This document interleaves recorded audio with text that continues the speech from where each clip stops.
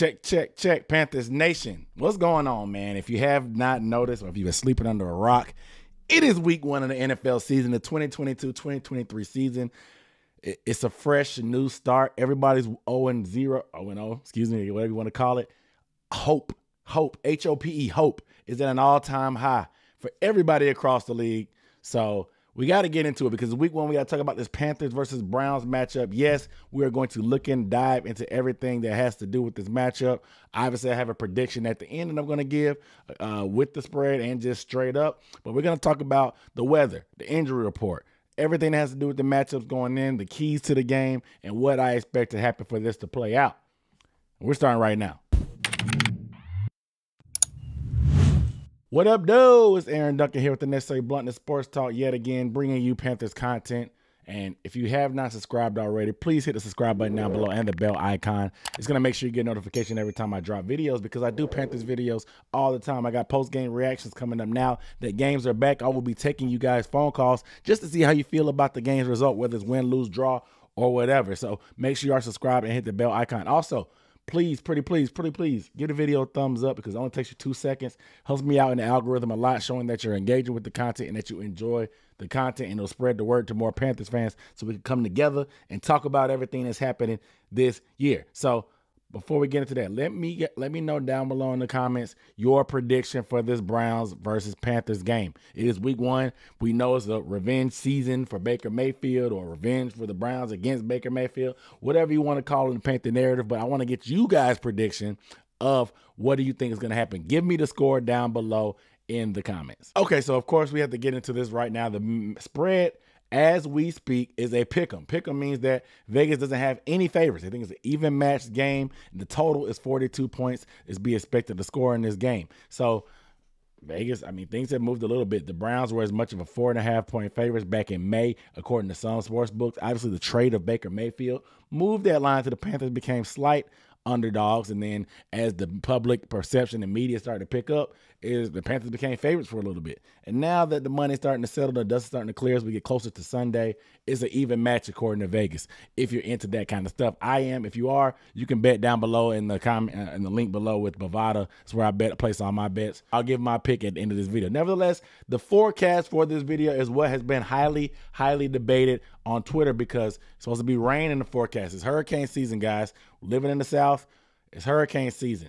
And it's not going to be a monsoon, even though there's a 70 to 80% chance. I checked with my sources in Charlotte. I really don't have any sources. I'm just on Twitter, and I follow the weatherman. Because many fans were thinking this was going to be like the 2011 Jaguars game, where it was just pretty much unbearable to be out there in the crowd and watch this game. But according to the weatherman, and you can believe what you want to mean, you know what I'm saying, but weathermans have been wrong before. We all know this.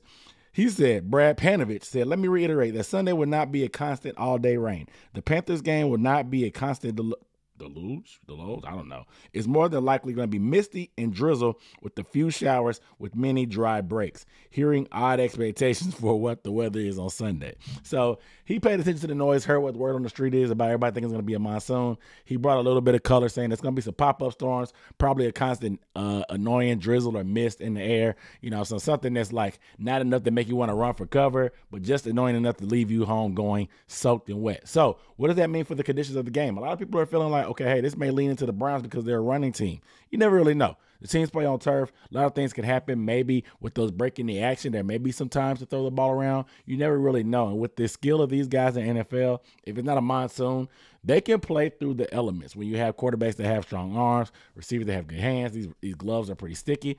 I do expect the weather to be some sort of a factor, but not as much as some people have been predicating. But let's talk about the injury front from this standpoint. Panthers are coming into this week fairly clean. Obviously, we know Sam Darnold's on injured reserve, Matt Corral, and all that stuff. But as far as people on the active roster, we look pretty clean. Gio Ritchie, the fullback / tight end, he was limited in Wednesday's practice, Thursday's practice as well. But I think he's expected to come into the game pretty good. Pretty clean bill of health. I know there was a scare on Twitter about Christian McCaffrey being listed on the injury report. and it ended up being he just got stepped on with the cleat and it scratched his leg. People are crying and whining and running to the car and crying in the car because they're saying, oh, Christian McCaffrey's hurt already again, and it just took off on the internet. People are falling for these things, man. It's clickbait, and that's all exactly what it was. Christian McCaffrey will be healthy and will be playing.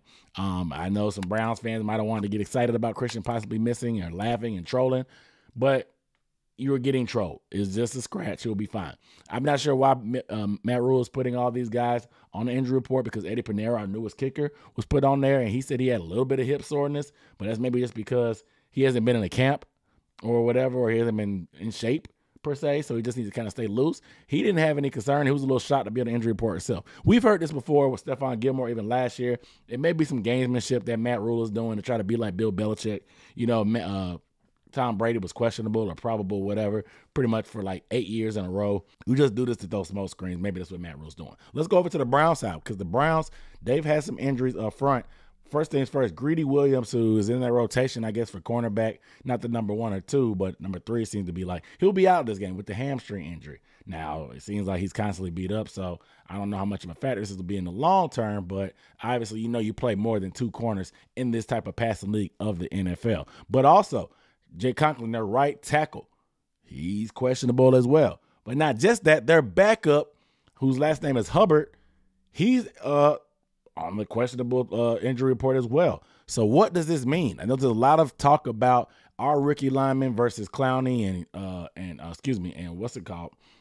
And Myles Garrett, But we got to look at it on both sides, because if Brian Burns is going against a possible second or third string tackle or somebody that's beat up, that's the side of the field that Brian Burns plays on, our best tackle. Now, I expect to be chips and all this and that help him out, but this could be something that they have to pay a little extra attention to when it comes to the passing game and pass rush. So pay attention to that. But like I said, just the Greedy Williams being out and the right tackles being out. These teams have not faced each other since 2018 up in Cleveland. They have faced each other in Charlotte since 2014. 2018 in Cleveland, obviously Baker Mayfield's rookie year. It was a frustrating game, in my opinion.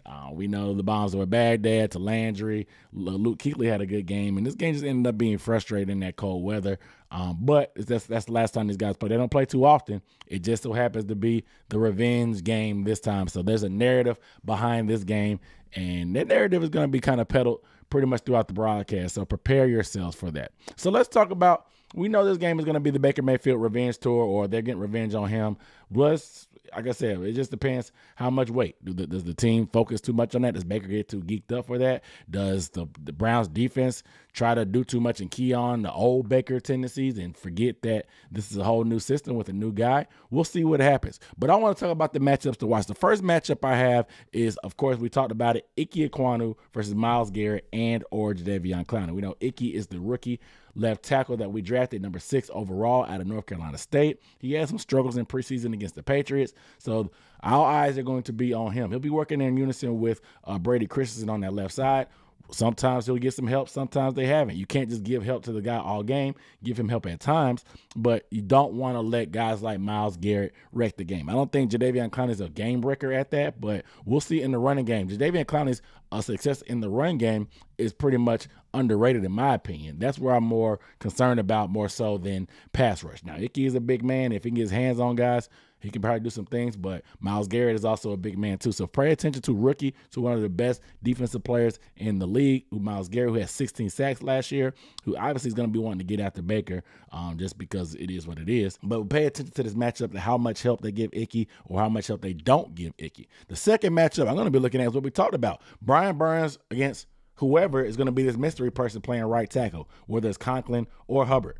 Regardless, if Conklin does play, he'll be hurt. If Hubbard does play, he'll be hurt. If none of them play, I don't know. Now, I don't know how strong the chance that neither one of them plays, but regardless, they're coming into this thing beat up. Brian Burns is going to be fresh. He has that speed. If it's anything that's going to be hampering your technique as far as movement, that could play a factor, and we'll see how much they'll have to give help, if any, to whoever's going to be blocking Brian Burns, because Conklin's one of the best in the league, but at the same time, if you hurt and you're going against one of the better pass rushers in the league with probably the fastest first step at that, things could get scary with Brian Burns' length and being he can really take advantage and can become a game wrecker like we saw in some previous games last year for Brian Burns. The third matchup I'm going to be looking at is both secondaries versus the wide receiving core for different reasons. Now, the much aligned I guess, hyped up receiving core for the Panthers with DJ Moore, Robbie Anderson, Shi Smith, T. Higgins, who's going to be making his revenge game versus the Browns as well. How do they match up against Newsome and Denzel Ward, who are two pretty good corners in their tandem as well? However, it's only two of those guys.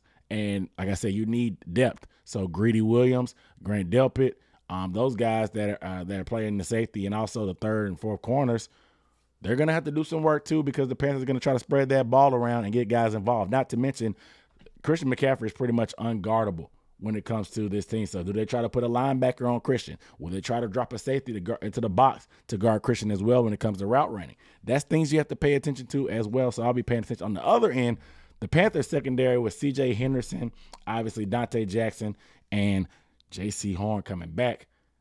The Browns receivers aren't that much to sing home about. They have Amari Cooper, but Jacoby Brissett's throwing the ball. So how much can you expect from Amari Cooper? He was traded for a reason, because they felt like he kind of lost a step. Yes, he did cook C.J. Henderson for a touchdown against the Cowboys, even though C.J. Henderson just got there last year.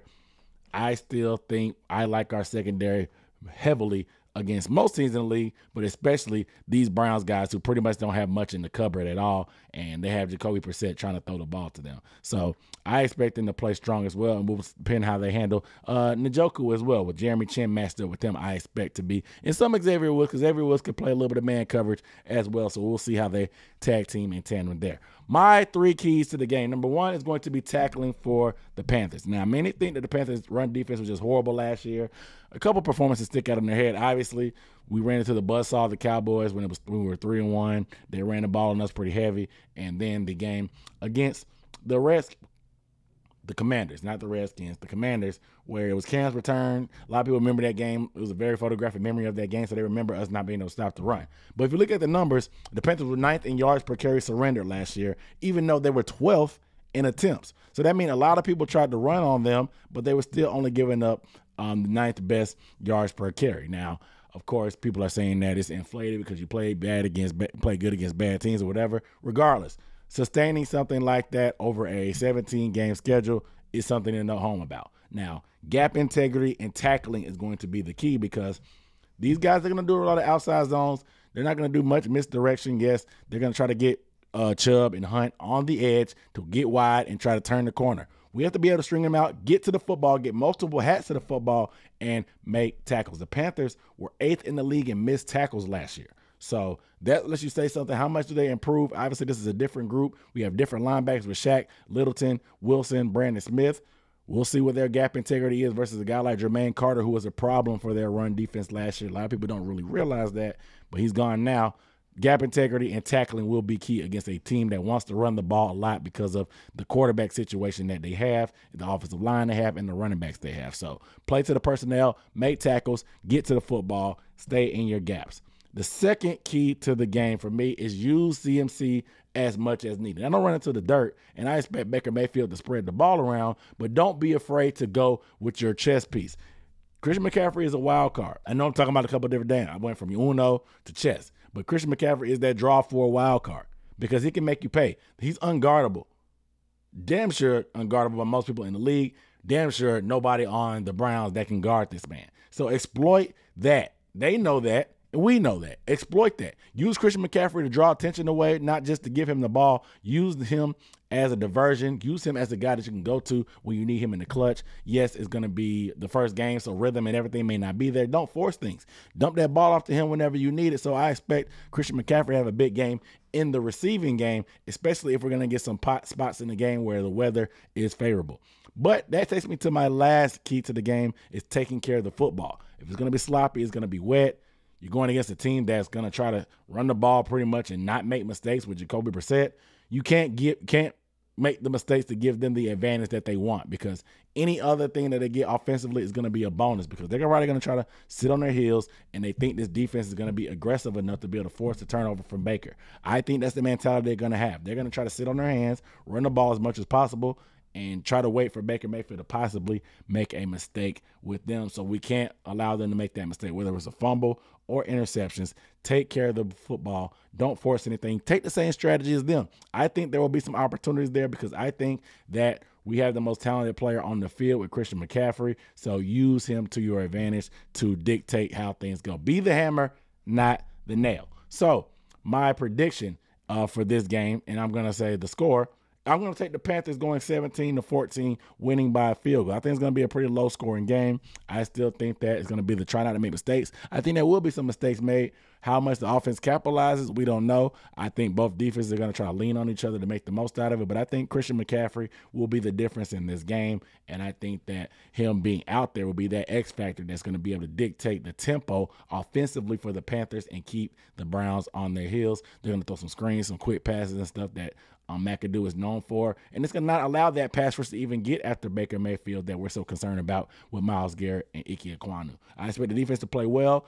If they can get a lead somehow for forcing the turnover somewhat, get an extra possession, that really dictates the tempo and puts Jacoby Brissett up against it, trying to play catch-up. This guy is not very impressive. He's a vet. He's been in the league for a minute, but he's not very impressive, and their weapons aren't that impressive either on the outside, so that plays into the Panthers' hands. Now, for bonus, if you want to make a prop bet, my prop bet is going to be Christian McCaffrey. Right now, his receptions is at 5.5 projected. I would say over.